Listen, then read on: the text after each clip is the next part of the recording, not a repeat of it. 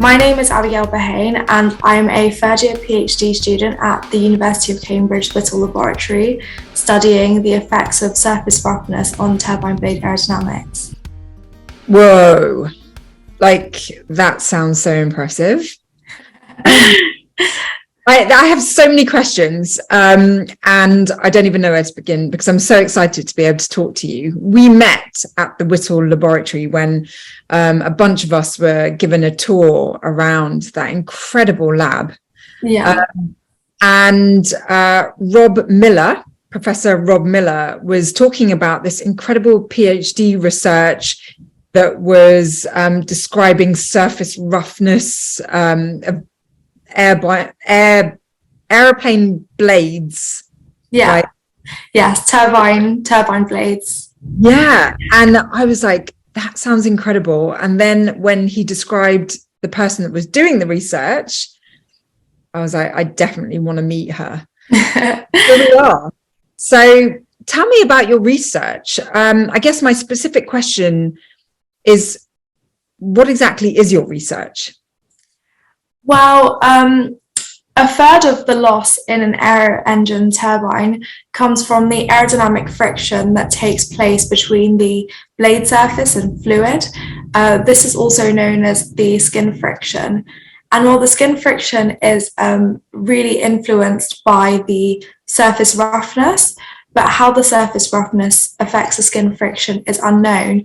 And because surfaces present in turbine blades can be really non-uniform, as in the roughness is really non-uniform, it's random a lot of the time and doesn't have any sort of obviously repeating patterns. It's actually quite hard to measure it and to get statistical quantities out of that surface. So what I'm trying to do is actually relate any surface that can be present in a turbine blade to a given loss. And while this is actually really important, not just for current designs, but also for the manufacturing of new designs and implementation of new materials. So yeah. I mean, it just sounds so crucial. And I think ultimately your research is going to make turbines more efficient, right? Well, hopefully. I think it will just be a guide. So perhaps what the end result will look like, I'm still unsure. But hopefully it will be a guide for turbine designers and aerodynamicists to just understand how roughness can affect the turbine performance and when it's important to polish the blades, or when it's important to say, or what tolerances should be set. It could potentially assist with those sorts of things. So, will that affect how the blades are cleaned? I mean, or is this a weather thing? So if it's colder weather, there'll be more ice. I mean, in everyday speak, how will your research change things? Well, I think that as soon as you've sort of taken an aircraft off the ground and into the air, as soon as an engine's been used, the surface of the blade will change from when it's newly manufactured, and that's a given. I mean, especially in the turbine, you can just imagine that you have really hot air and also hot air and fuel mixture coming out of the combustor into the turbine, and that will definitely have an effect on it. But also thinking about dust, volcanic ash, depending on where the aircraft is being flown. So the surface will be very different. So I guess it's not just understanding what aspect of roughness is important, but being able to characterize different blades and say, okay, well, flying under this condition will give you this type of surface, would also be important because it is quite difficult to stop every aircraft from flying just to check the blades. But yeah. How on earth did you get into this? Because you don't strike me as looking like the stereotype, which I hate the fact that stereotypes exist, but Yeah. I would, well, I mean, I think I was also always really interested in physics, and also in computing. And while I was at school, I actually took part in this program called Career Ready. I think at the time it was called Career First, and basically it just gives school kids an opportunity to take a look into a field that they would be interested in pursuing. And for me at the time, that was engineering. So I had a mentor, and he was an engineer, and he was able to set me up with a few internships, and one of them was actually at Arup. And yeah, I just remember being in school and like having to write a CFD code and being both really scared but excited by it all. And it was just such a massive achievement, even though it was just a 2D solver, steady flow solver. And a lot of it was just sort of copying from a manual, but it was still a massive achievement and really made me realize not only was it engineering that I wanted to do, but it was also aerodynamics that I was fundamentally interested in. So yeah, that's basically where it all started for me. wow. I must say, you have this look that's very, it's really trending right now, which is you seem to be, it's difficult to pinpoint where you're from, which I think is just so, it's so interesting. Yeah. And you kind of have this look where, if you don't mind me saying, like you could be like a movie star or a model.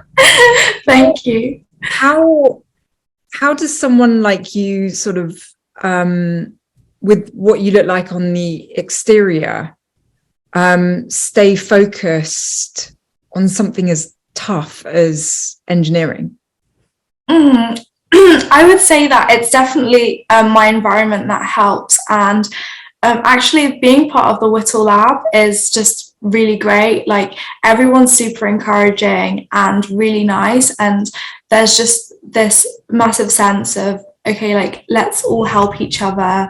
And we, I don't know if like Rob's spoken to you about the famous coffee table, but we have this coffee table in the Whittle Lab that everyone like sits around for tea time, and people just like talk about their ideas and stuff. And like it's just hard to not be inspired and whilst being in such an inspiring place. And like I definitely do get what you mean about, right now, like social media being like a massive thing, and like there seems to be all these like different ways of I don't know, forming a career for yourself. It's like, how do you stay focused?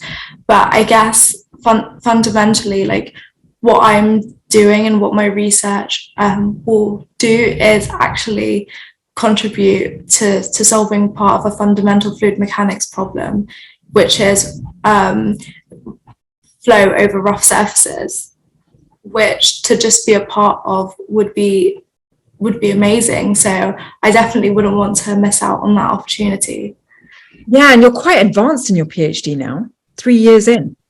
Yeah, I'm in my third year, so yeah, almost 3 years in, which is. And how long do you reckon before you're done? Oh, that's a tough question. Hopefully, I mean, including writing up and everything, hopefully at some point in 2024, I'll be done. And yeah. And then what do you hope for next?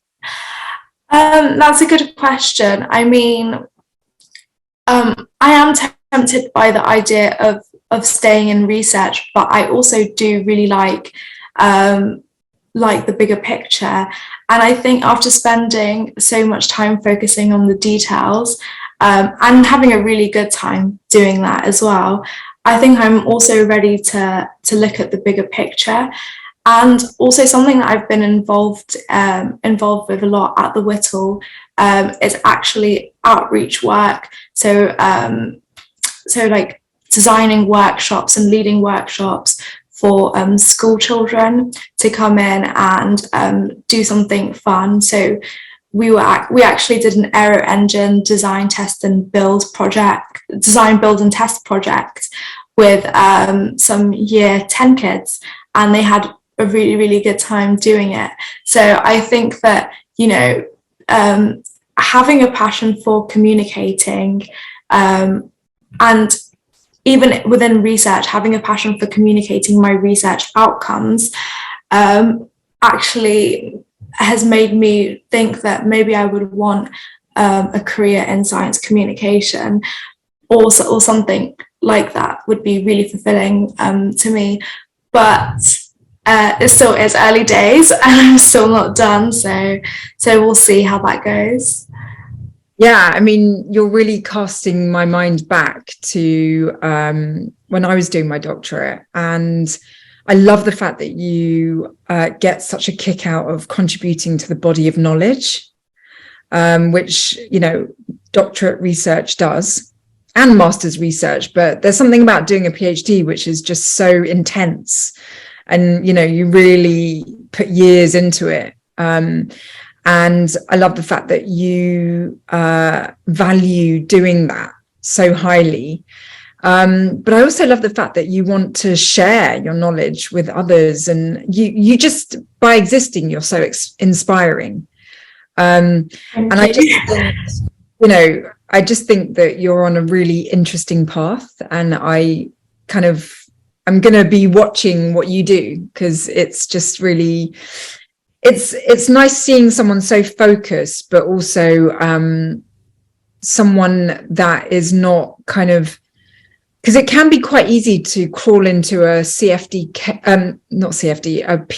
cave. Yeah. And it's good that you're aware not to do that. Yeah. That's pretty awesome. What were the steps that you had to take to get to this point? Because, I mean, it is so impressive to be at Cambridge. So, like, was it a difficult journey? So I did my undergraduate at Sussex in mechanical engineering, and while I was doing my undergraduate, I was really interested in turbo machinery and in fluid mechanics. So I actually ended up doing like my dissertation on turbochargers and a recirculating casing treatment for turbochargers, which is basically a ported shroud.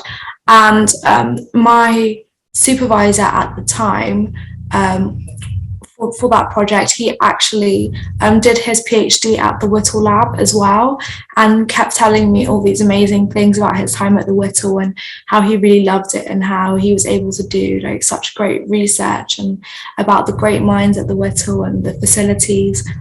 And I literally thought, wow, like this sounds amazing. Like I'm loving my projects now, and I would love to just be able to do this all the time instead of having to do structures as well and this and that. Like I just wanted to focus on it. So I was just looking at, you know, different postgraduate courses in either in CFD or in something turbo machinery related. And I saw the CDT for, at the time it was called gas turbine aerodynamics when I applied, but I was actually the first year of the future propulsion and power, and I saw an advert for the CDT in future propulsion and power, and a CDT is basically short for a Centre for Doctoral Training, so that includes an MRes, so a research master's, and then a PhD. And I thought, wow, this is great, because if I was to apply straight for a PhD, I would have felt a bit intimidated, and like that would be a massive change. But having the masters in between was really good, because I was able to sort of get a feel for what research at the Whittle would look like, and what, you know, what level is required, as well as take modules which actually focus on turbo machinery, aerodynamics, and heat transfer. So it was a really, really fun year doing the MRes, and also having that cohort feel is really great, because doing a PhD can be really isolating, because it's just you and your problem. But having a cohort of people that you started with, and just being able to check in on each other and see how everyone's research is progressing, and how they're doing is really nice, actually. So yeah, and then once I applied, I got an interview, and then just started. So yeah. Were you a straight A student? In school? Yeah, more or less. Yeah. Amazing. I'm assuming that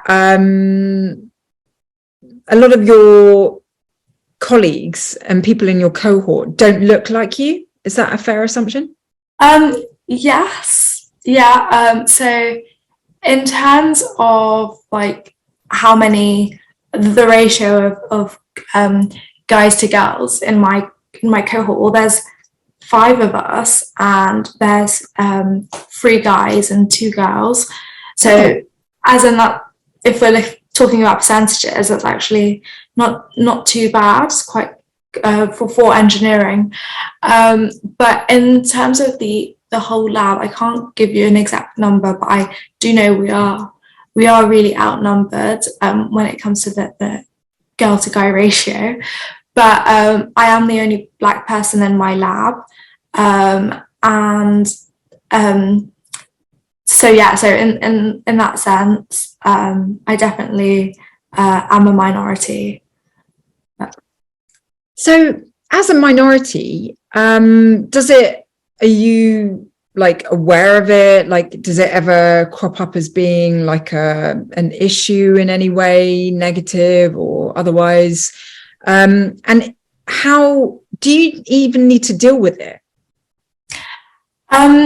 So I think it would be like a massive lie if I said that it's never been an issue. I would just say that some environments are worse for it than others, and I'm lucky to be in an environment where everyone seems to be like quite aware. And I don't know if that's because there's a lot of PhD students, and there's a lot of, you know, students doing their 4th year project. So the majority of people in the lab are really aware of these issues as well, because there's been a lot of education around it in the recent years. And I think just in general, there's been like a shift in the university's incentive when it comes to like exclusion of minorities and certain things like that. So I think that people are becoming more aware of the difficulties. So there is like a sensitivity to it amongst everyone. So I've not really had problems with actual like members in my lab, but a lot of the time it comes from like external factors. Yeah. So how do you deal with it? I think that for me, the best thing has been having an ally. So I have a couple of close friends of mine in the lab who have been really great allies for me, and I've been lucky in that sense that I've been able to have that. So a lot of the time when things are happening, if I don't say anything, they would say something on my behalf, or express like that this is just really not on.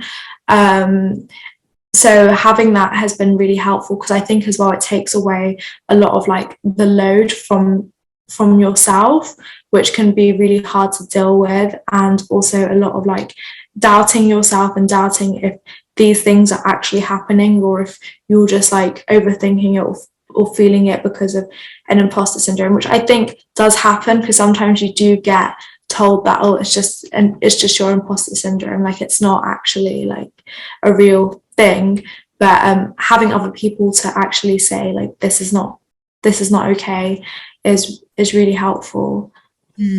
That really makes sense. Yeah. Yeah, again, like I'm just thinking about my past situation, and I didn't have the courage to actually get allies. Yeah.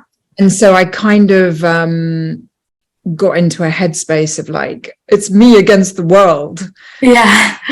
And I can really see how having allies, now that I'm older and, you know, allies have come into my world without me even asking for it. And I can really relate to how important allies are. I like the word allies, actually. Yeah, it's fun to say. Because sometimes, you know, you hear of allies as being like mentors, yeah, or like teachers or family or friends, or, you know, but really it can be all of those people. But yeah, they're allies at the end of the day. So that's so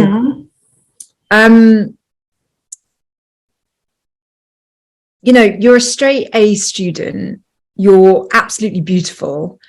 You know, you're like almost done with your PhD from Cambridge, like got like all these amazing things going for you. Why would someone like you ever have imposter syndrome or self-doubt? I think that like I think at the end of the day, like when you're doing a PhD, and as I'm sure you're like really familiar with, it is really just like your own battle. And sometimes it's also a battle where you have to, or it's a race where you actually have to put the flag up yourself and say, this is where I want to end. But the problem is so massive, and it's like, when is enough? Like, when have I done enough? When have I contributed a good enough amount? When have I, you know, done enough to solve this problem? So being able to like to know that would really help. But I guess unless you have that down, you just feel like, I done enough? And you're constantly thinking there's more that I can do. So I think that like feeling like you haven't solved enough of the problem is part of it. And also I think that like it's just that once you've started something, so before I started at Cambridge, I saw that like me getting into Cambridge was a massive achievement, and I was so excited, so happy. But then once I got here, I realized that actually I might have gone to the top of one ladder, but now there's like another ladder there and I'm right at the bottom. And then it's like constantly like trying to reach new goals and like establish and define new goals, and then like trying to get there. So I think that there's always going to be like that feeling, especially if you're really passionate about something and you really care about your project and you're really emotionally attached to it. You want to do the best that you can, and I think that you'll always feel like there's a lot more to do, and hence feel like an imposter sometimes. So I totally understand what you're saying. And when I'm asking these questions, I'm asking them not because I don't know the answers, because I really get what you're saying. yeah. But my audience might be going, why are you doing this to yourself? Like, yeah. why are you doing something so hard? You could be, you know, doing things that are way less technically challenging, require less sort of hardcore investment, you know. Right.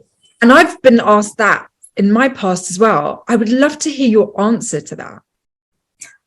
I think that that would be quite like an ignorant thing to think, because everyone, I guess everyone's different. Everyone finds different things exciting and interesting. For me, I like to be challenged. I want, you know, I like to try coding something, and then when it doesn't work, and then it finally is not throwing errors at me, and it's running smoothly, like, to me that's really satisfying, and that makes me happy.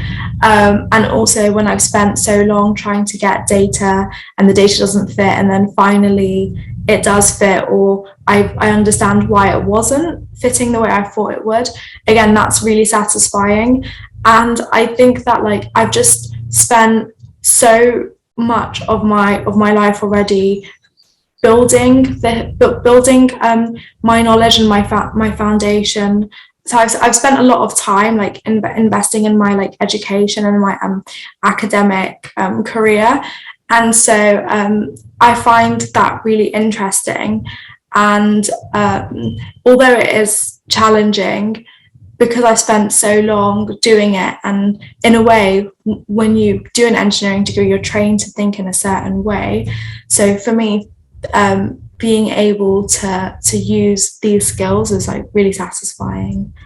So, I get it. I really get it.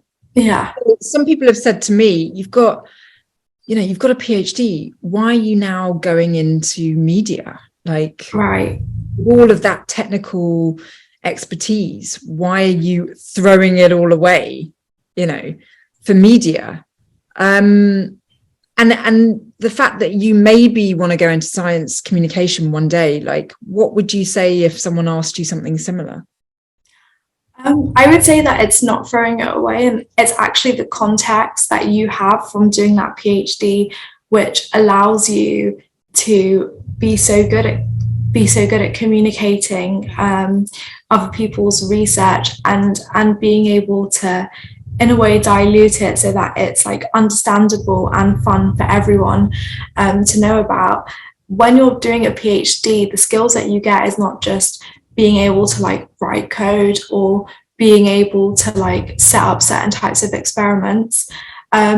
Other skills that you get is being able to communicate your research clearly when you write papers, when you speak at conferences. If you don't communicate your research clearly, it's just a bit of a shame, because you've spent all this time doing such amazing work, and then people don't get to enjoy it as much. And I think that having that skill is great, and it's so useful, and it definitely is your PhD, which allows you to do such a great job at this. So I would say it's not throwing it away at all. Oh, thank you for that. Talking to you, I get a real sense that you are so passionate about contributing to the body of knowledge from a fluid mechanics perspective, and it's such a beautiful thing to be able to do that, right? But is that the only thing that's driving you? Like, what else is driving you to keep going with this? With the PhD, or with my passion in general, to just with the course that you're taking, like with the path that you're taking, like, I get that you're really interested and passionate about your research, and that's driving you. But, like, is there anything else that's, like, spurring you on? I think there's a lot of different things. So I think, like, growing up, I really loved watching Professor Brian Cox on TV. I really, really enjoyed that, and watching his lectures, and I thought, wow, like, I would love to be able to do that one day. I would love to be able to give a lecture on a topic which is so difficult, but make it so accessible without dumbing it down too much, enough for a 14-year-old girl to enjoy it. And that was me at the time. So for me, it's saying, okay, well, what are the steps? What did Professor Brian Cox do to get to where he was? Well, he did a PhD. So I'm thinking, okay, well, if I get my PhD, maybe I could be like him one day. But also, I was always really interested in, the show with Richard Ayoade, Gadget Man, as well. And I thought, oh, what if I could be Gadget Woman? And I also really loved watching Top Gear, and I said, what if I could, be a presenter on Top Gear one day? It's just all these things which really inspire me. But also, I think another thing that keeps me going is actually like me not wanting to disappoint myself. And I would be lying if that I said there weren't times where I was just like, I've had enough, I don't want to do this anymore, because there has been moments where I felt that way, because it is just really hard, and it sometimes feels like you take one step forward, two steps back, especially with doing experiments, and CFD as well, actually. But I just thought to myself, like, you've worked this hard, and it would just be such a shame if people didn't call you doctor at the end of it. So that's what keeps me going as well. Yeah, no, I totally relate. Yeah. What do your parents think of what you're doing? You must be so proud. Yeah, they are. Like my parents are really proud of me, and they're also happy. So like my dad actually has a PhD as well. So he got his PhD in, I'm going to get this wrong, I think it's in pharmacology from the University of London. So like growing up, I always knew what a PhD was. So I kind of had that advantage of knowing that a PhD is where you get to contribute to research. So yeah, I think that's always, been key, and also inspired me to do research. So yeah, it's been great having that role model. Yeah, no, I can totally see the brains the family. So this may be kind of like a question you don't want to answer, and it may even be too early in your whole life development to sort of answer as well. But like, as a woman, there are many aspects to us. There's not just career, but there's also sort of like maybe being a mum one day, that kind of thing. Like, do you ever think about how you fit it all in? Yeah, I do think about it sometimes, and I think about what it would look like. And actually, sometimes when I'm like calculating, okay, like I need to finish my PhD by this time so that I'll get it while I'm 25, and then that means that I get however many years to like be work in the workforce and progress my career, and then like I can take this time out if I want to have kids, if I decide that that's something that I want to do in the future. And so sometimes I do find myself like having to like insert that into like my calculations when I'm planning out my future in my head. But I guess at the moment, like I'm still unsure, because it's early days of how I see myself living my life, and what I choose to do in that regard. But I do definitely see that, for instance, in research, it's quite hard if you want to have children, just from as a woman, just from what I've seen, depending on what level you are working at. So for instance, if you're doing like a postdoctoral research, I can imagine it being quite difficult, because sometimes they just give you like a sum of money and they say, okay, well, we need this research done by this time. And if you're going away for maternity leave, I don't know how that would work. I've not really been told how that would work, but I could just imagine it being quite complicated. Yeah, so actually you're exposing an aspect of engineering which I think is very underdeveloped, which is that, you know, there you are, kind of really an exciting point of your career development, and you're not seeing role models. Because something that you've mentioned, which I think is really key, is that, you know, I've not seen it. Yeah. And that's exactly why we need role models, because if you did see a woman at the Whittle Lab or just in engineering, you know, completely acing her career where she deserves to be in terms of seniority and having a family, and that is actually a reality that you can juggle everything, then I have no doubt that you'd be like, I could do that too. Yeah, exactly.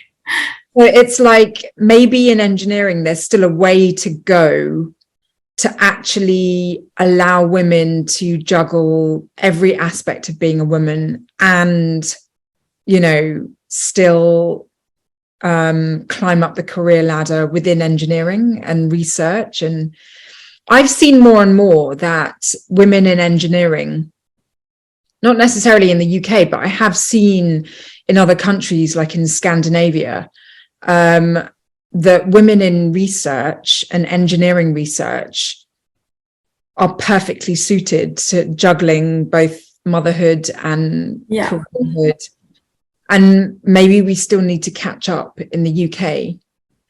But it's kind of reassuring listening to you, because I see someone who does do the calculations and does kind of like always have an eye on her future, and maybe might come up against a bit of a few roadblocks simply because those roadblocks exist, not because you haven't thought about it.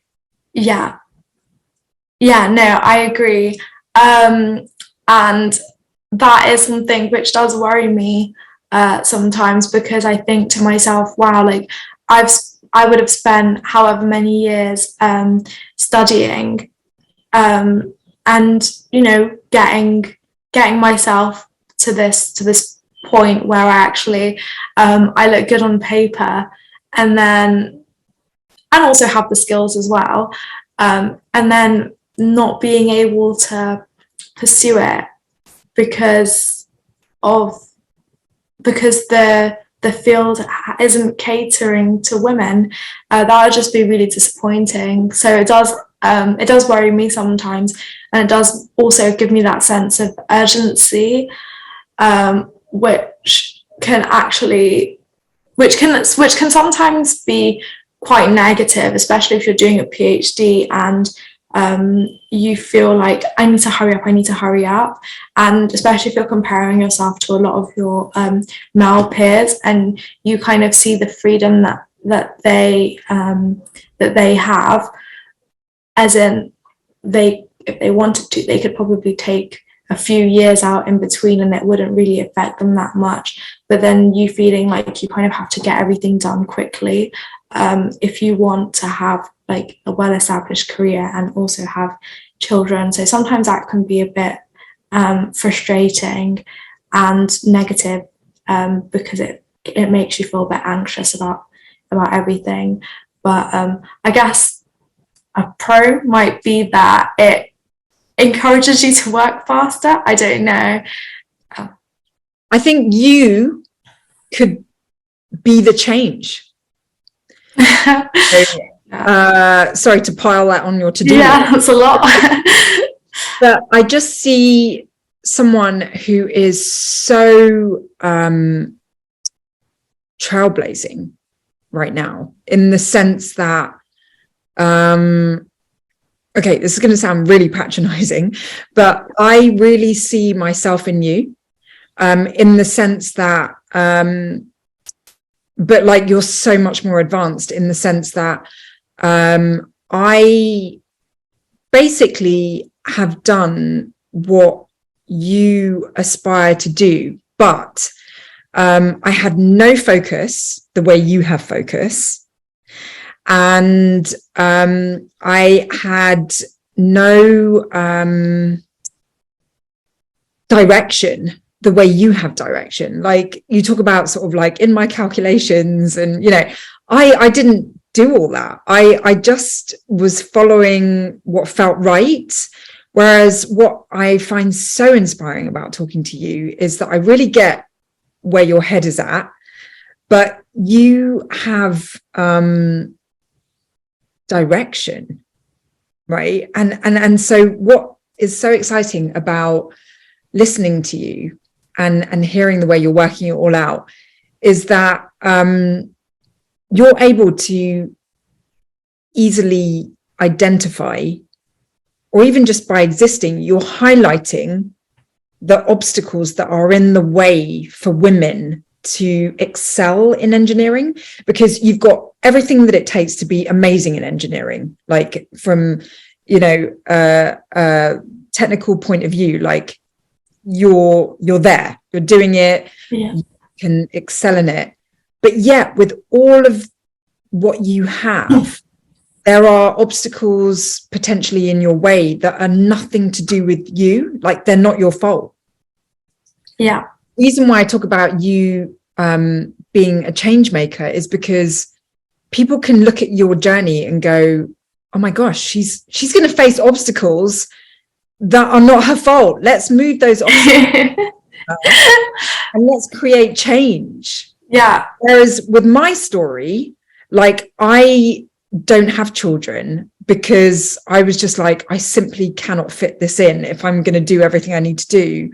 And so I ended up just missing out on having children and fitting that in simply because there wasn't time. I don't think that needs to be your story. You can be like, okay, there's an obstacle here. Can we please clear it in my lifespan? And then get what you want. That's why I'm so excited for you, because you'll be able to like make change happen. And I really hope that you you don't ever get held back by the obstacles that exist, and that you speak up about those obstacles so that they can be moved and you can get everything you want in life. Yeah, thank you.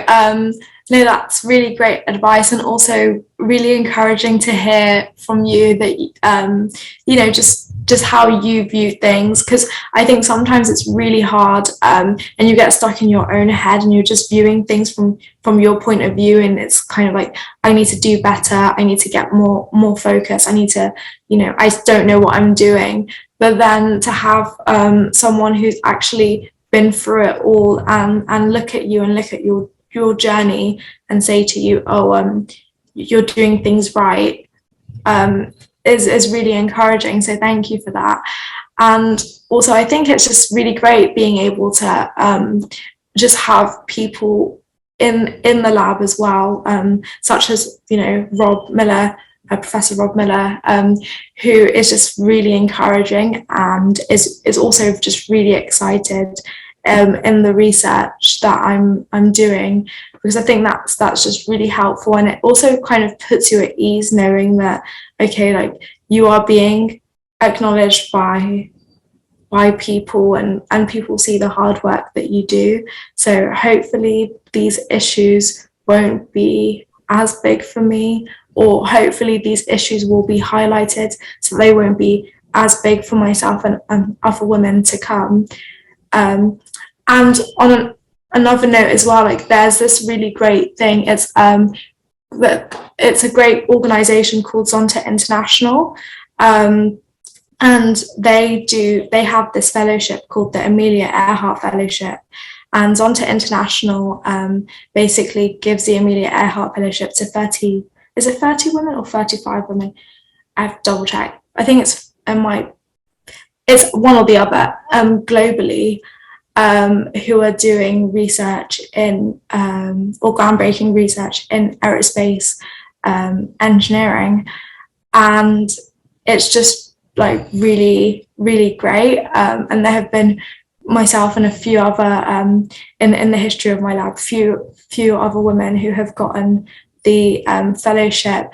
And I think like receiving that award and like coming into the lab with it and just being like, oh, like this is what I got. It gets people talking, and it also gets people talking about, oh, like there's a fellowship for just women.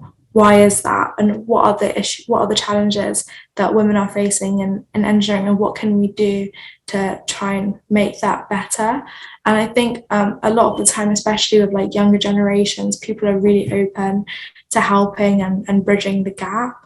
So yeah, I mean, a few things there. First of all, Rob Miller is just such an amazing guy. Like, just so enthusiastic about the Whittle lab. I mean, it's his lab. Like, like we met on that CDT day where it was full of women in aerospace, like from seasoned, experienced women in the field, like Grazia, who's also been on this series, to young girls who are thinking about getting involved. It was just like, it was a woman's day. That dinner at the end was just packed. It was all women. And so it's really amazing to see how much women are encouraged into this field. So that's really amazing. And it's also,